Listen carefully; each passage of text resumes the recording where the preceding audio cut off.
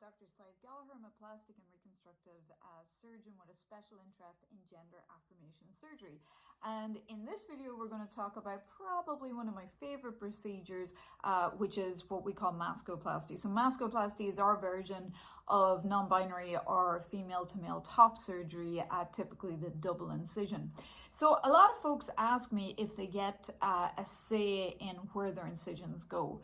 And I would say to a certain extent you do, but if you think about it, as a surgeon, we're taking something off or removing something. So obviously we can't put the incision over here when we're trying to remove this thing over here. So it does correlate. Your anatomy beforehand certainly does correlate, but there are certainly nuances.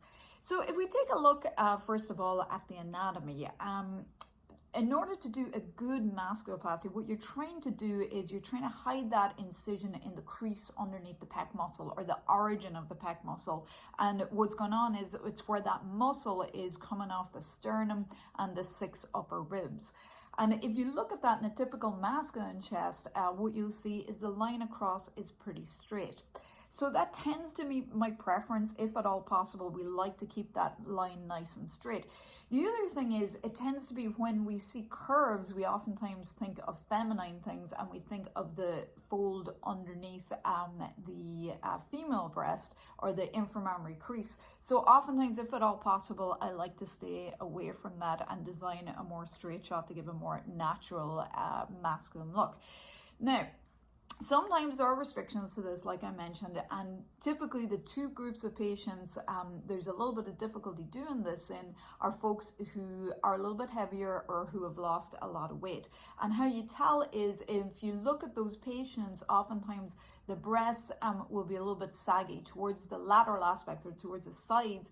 They'll kind of go down like that. And so what we have to do is we have to follow the tissue, obviously, and remove it. And so sometimes for that reason, the lines will dip down a little bit. But that's the rationale behind how we design masculoplasty scars. And for the most part, most guys ask me for straighter scars, and I agree. They tend to look more masculine, I would say.